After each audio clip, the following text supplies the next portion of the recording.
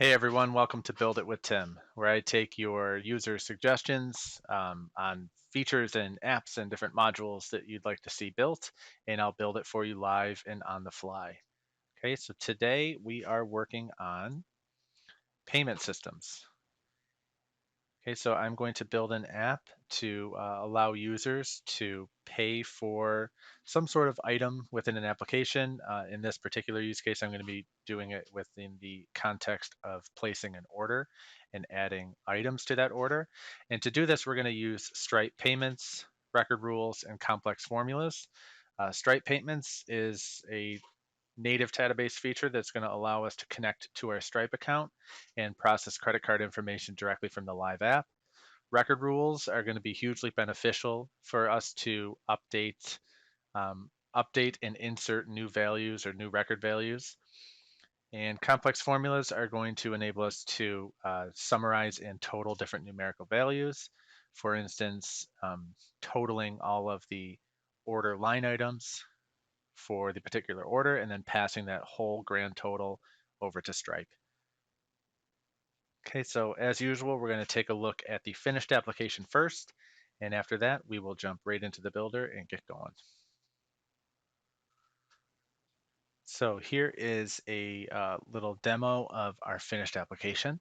Right now, we are looking at a table of user orders, and we also have a table of products where we can add products to our application.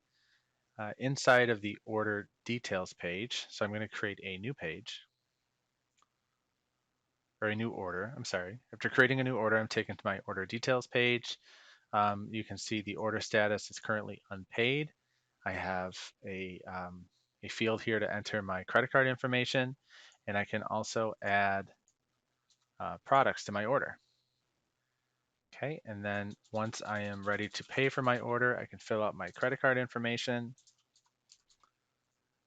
And once I complete my order status is updated to paid, and I'm returning some Stripe values as well. And that's it. Great. Okay, I'm ready to get started here. So as I mentioned in the beginning here, um, I'm going to be building this specifically for orders and order line items and stuff. So in this particular example, um, users have the ability to create an order. They have the ability to add products to that order, and then they can check out the entire order. Okay, but the idea of using Stripe payments and building some sort of payment system is pretty broad and generic, and I hope that we could apply this to many use cases, whether it be like registrations or something for events, tickets. I mean, anything that somebody can purchase, as long as we understand kind of the foundational knowledge here, then I think we'll be able to translate it well enough into specific use cases. Okay, so I already have a pretty good idea of what I would like to do and how to do this. So I'm just going to start adding data tables. The first one is just going to be orders. Okay, so this is going to be our parent most um, table of information. It's going to be contain all of the kind of master order information. So in this case, it could be order name, most likely order number instead, but order name, it could have a connection to a user. It's going to have a grand total. We're going to count all of the connected records and how much things cost and total them up so we can pass them to Stripe. And then here's also where we can return values from Stripe payments and save them to the order record. Okay, so let's just start off with order name. I'm actually going to swap that out. We'll do order number and we'll do an auto increment. And we can call this, how about order ID? All right, I'll get rid of order name. We'll do a connection to a user so we know who ordered it. We can do a date time field for ordered on. And we want to know the status of an order as well. So we'll say order status. And for now, let's just start with unpaid and paid. Okay, we'll just track those two statuses for now, but of course you can add more depending on the complexity of your use case. order status, ordered on, connection to user, order ID. We'll come back for the equation fields in a moment because we don't have the connected tables yet. And let's just do that for now. Okay, so order. Next, we're going to need a products table. So this we need some method of containing all of the products that we, in this case, we wish to sell. So we're going to add a table of products. We'll do product name. That's fine. We can keep that. Currency. We want to know how much it costs. Product price.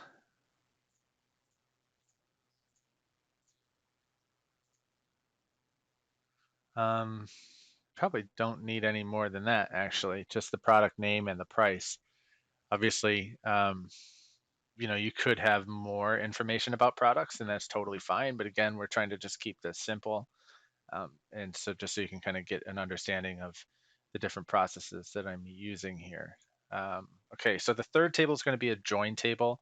If you watch some of the previous episodes of Build It with Tim, we did discuss join tables, I believe in episode 1. So a join table is it's essentially a table that connects to multiple tables. So we're taking, in this case, orders and products, and we're connecting them into order line items.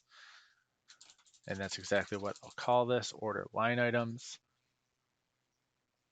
And it has a connection to both the order. For the display field, we could choose the order ID. That should be fine. And it also has a connection to a product. Okay, so for every order that we have, it can have multiple line items, and that's merely a connection to the order, and then designating which product it is. So we could have, product 1, 2, and 3 all connected to one particular order. So the line item name field we can get rid of. We also want to know, in this case, the quantity of the product. So here in the line items table, we can specify the quantity. So we'll do a number field, and we'll call this quantity. And a basic formula. Okay, so the product has a price, but that price lives in the products table. But we can get that value by using a basic formula, and we can pull the product price, and then we can multiply it by our quantity.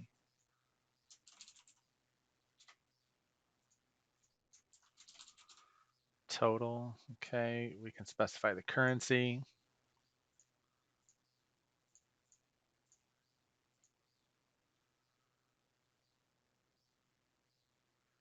That might be okay for now. I'm not sure we need anything else at this moment. But now we can go back to our orders table. We can add those complex formulas. So the complex formulas, um, by nature of those fields, and I'll show you which ones they are here.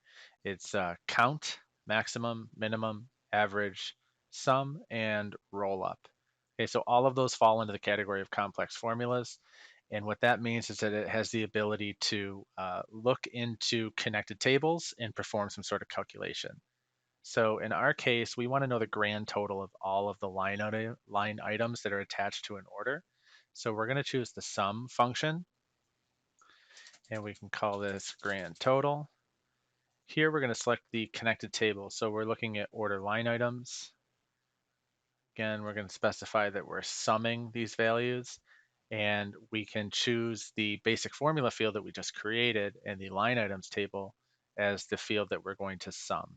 Okay, so that should be fine for there. And then currency, again, we'll specify this. Okay. All right, so hopefully this makes sense so far, but if it doesn't, we'll start to build some pages so that we can add these items here. Okay, so I'm going to do this all in one layout,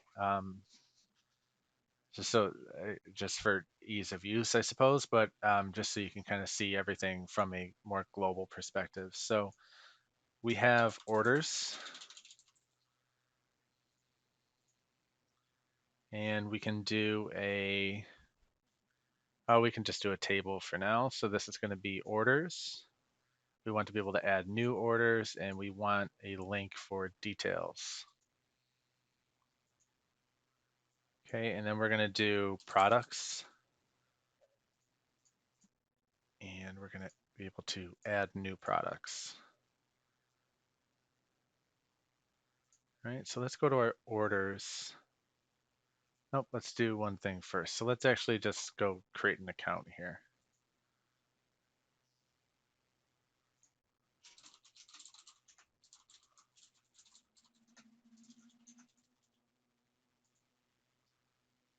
Okay, and now we can start adding some orders here. Okay, so we're gonna add, no, we're gonna add products first. I'm sorry, let's add some products so that we can start to populate things. So so we can sell iPhones. How about that?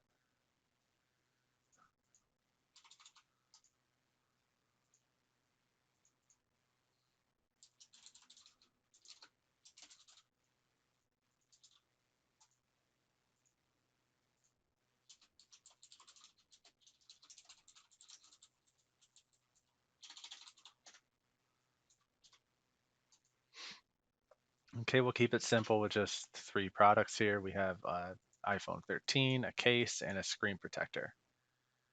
Okay, so before I continue on, well, no, let's talk about this for a second. Okay, so as I'm logged in, right, and I can add a new record here, and you can see right now I have this connection field dropdown where I can select the connected user, but I want to change that. I want to actually set that with a record rule. I don't want this to be set manually by the user. Okay, so pretty much all of this stuff we don't need on the form. So I'm going to take that off, and we can set those values using record rules. So I'm going to go into my orders page here and select the form to add new orders. And I'm going to remove everything actually, and then go to rules and record rules. And here we're going to say when this record is submitted, we are going to set the user to the logged in user. We're going to set order status to unpaid. Okay, ordered on, that's going to come later. We're going to set that when it's actually purchased. But for now, this is all we need. We just want to set the user to the logged in user and preset the order status field to unpaid.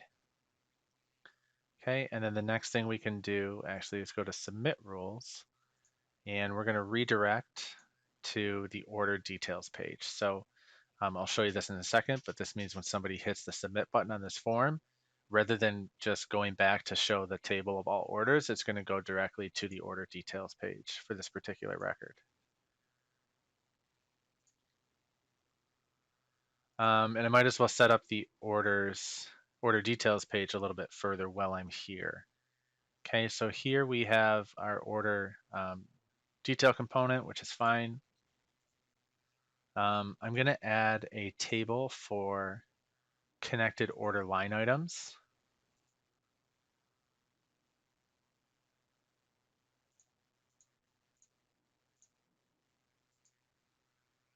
And I'll put a form next to it.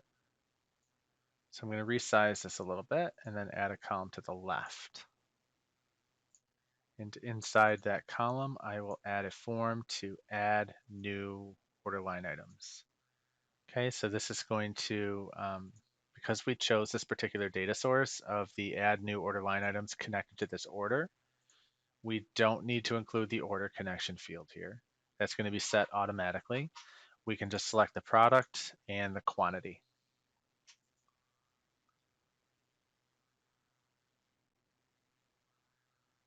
And let me rearrange this a little bit too.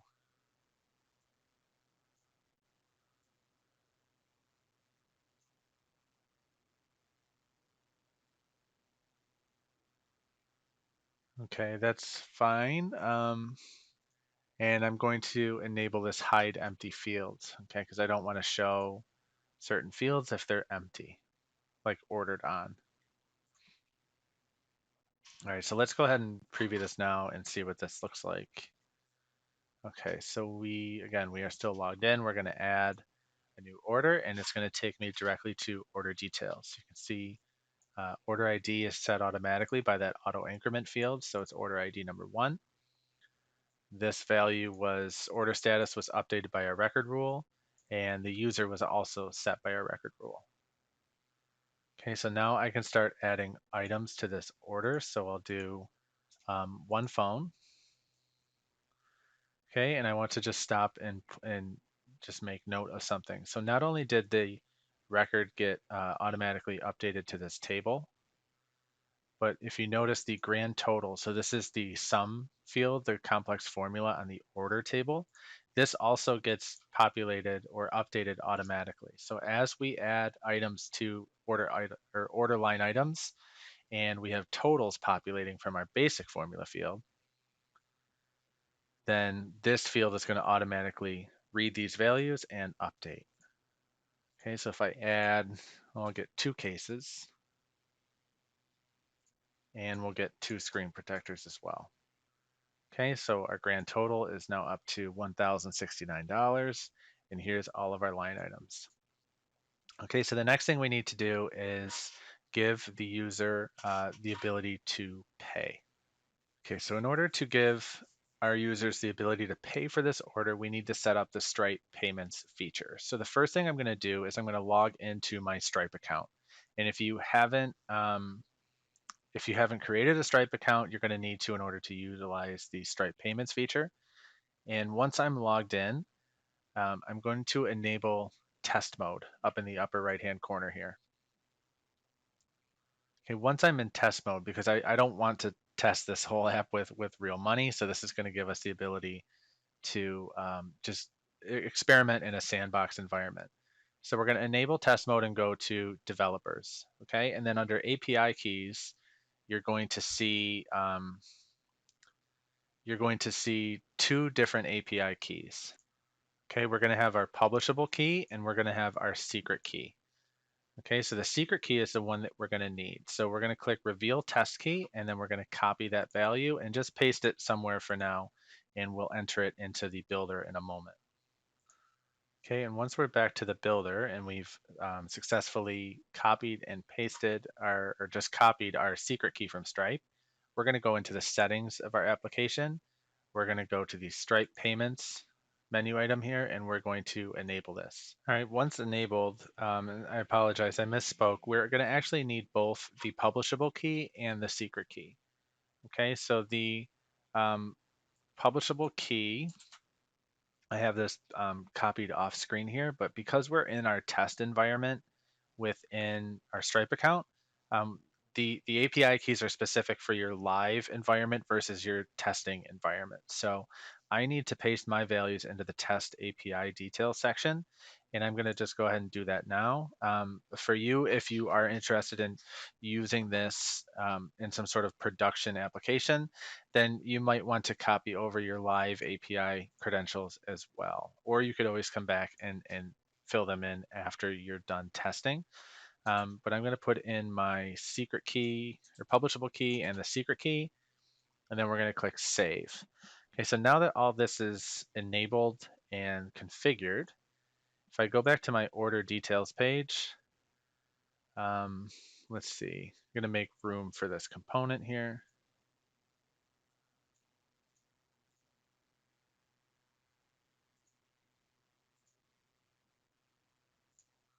We can now add a new component that we should see available to us when we add a form. Okay, so we're going to edit this order, and now we have this Stripe Payments section available. Okay, so we can click on this and start to configure it. First thing I'm going to check is that we are in fact using test mode. So this is going to use the values from the test API section in our settings. And that's fine for now. Okay, so we'll just update that, and I'll go show you what this looks like before we continue. So here's our order that we created previously. I'll go to the details, and now you can see I have this Stripe component here within the edit order form that's going to allow me to pay for this order. So right off the bat, I can see I want to remove this link. I want to change the text of the save button. And I might want to change the title of the actual form, but everything else looks okay. Okay, so we'll go back to do that and do that now, but I also just want to talk about what we want to see happen once this is actually processed. Okay, so when the payment is processed and complete, then we want to update the order status to paid, and we want to set a value of when it was ordered. So remember that we had a date time field for ordered on. We're going to set that to the current date and time. Um, that's all I can think of for now, but maybe we'll find more things when we get back to the builder. All right, let's start with the first couple things I mentioned. We wanted to get rid of that back to link, and that is under options in the form here. And I want to change the text value of the submit button. So we're going to say, I don't know, how about order now?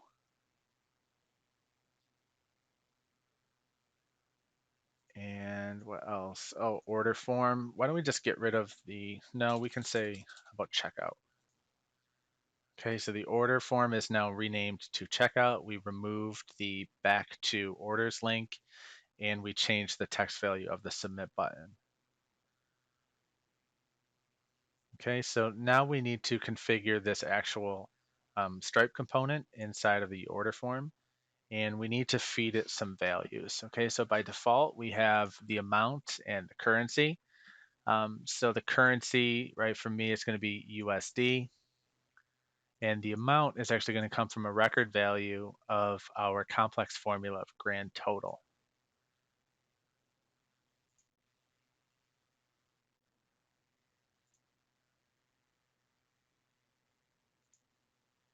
Okay, so we're just going to do that for now. And then on the record rule side, we're going to add a rule. Let me just check this for a moment. No, you know what? Let's come back to that.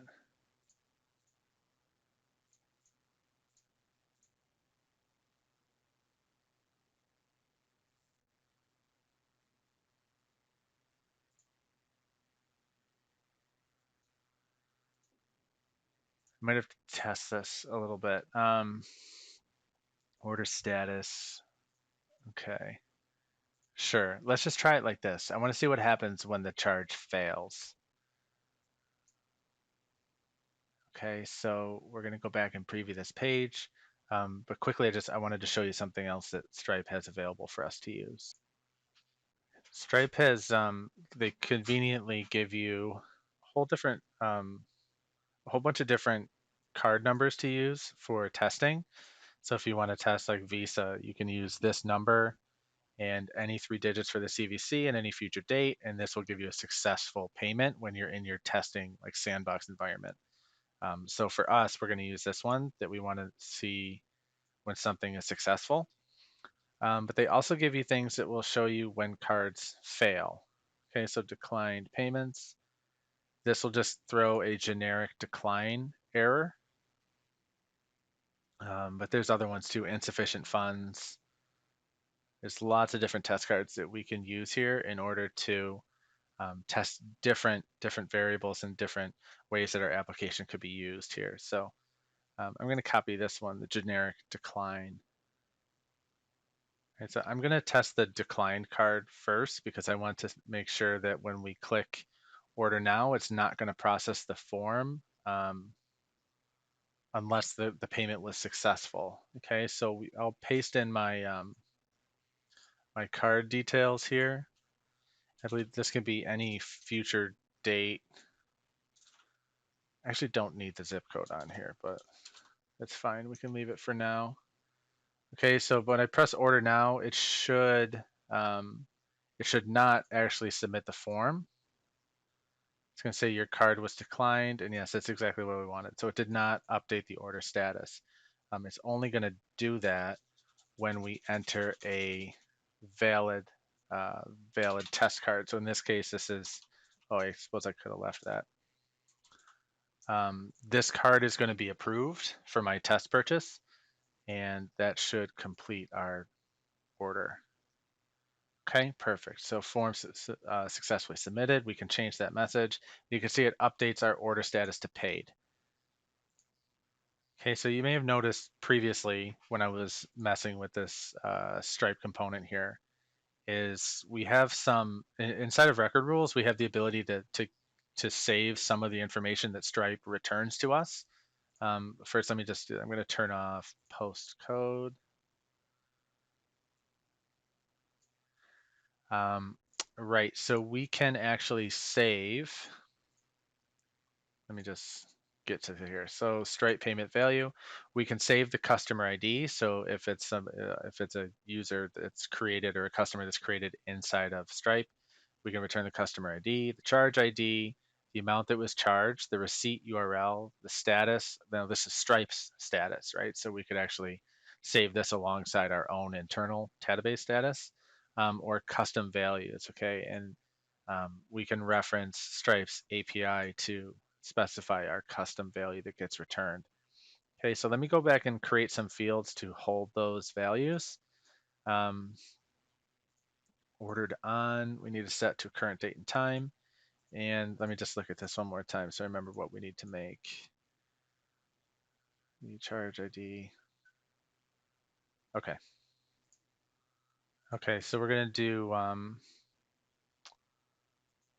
I guess I want to get the Stripe status, so we'll do Stripe status. And how about the URL, the receipt URL too?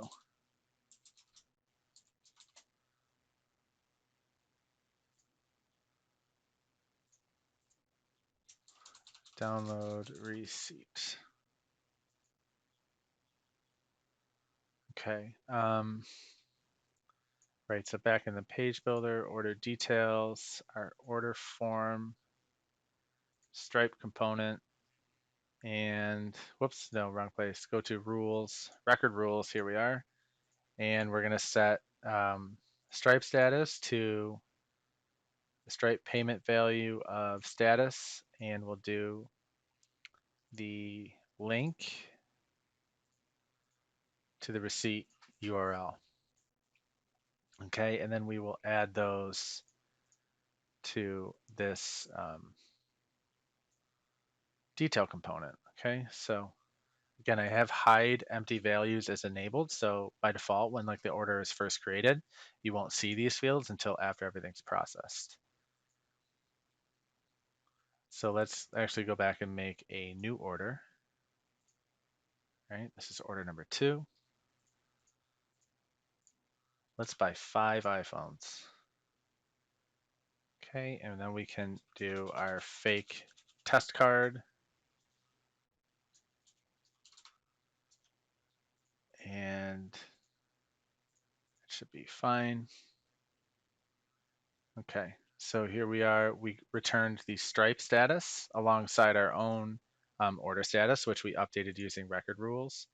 We have our ordered on date. This came from record rules as well. And we were able to save the receipt URL too. So if I click on the receipt URL, you can see it's going to give me this nice receipt. Okay, so maybe there's really not a whole lot more I want to add to this right now. I might change the submission message here, or the right when we submit the form, and I could probably get rid of that link too, just to clean this up a little bit. But other than that, this is kind of the foundation of how you can use Stripe payments and build some sort of payment system. Okay, so again, this doesn't have to be tied to orders for your use case. It could be whatever you need it to be. If someone wants to purchase a registration or purchase, maybe you're selling a book, it could be anything. Um, if you run like a auto shop, like a mechanic shop or something, right? And you want to bill for services and give people the ability to pay online, you could do it this way as well. So really, there's a ton of flexibility here, and there's really a lot of options you could do. So anyways, I think that's about it. I think I'm gonna call it there. And um, Yeah, I think we're done for this week. So thanks everybody. I really appreciate your time, and I'll see you next week.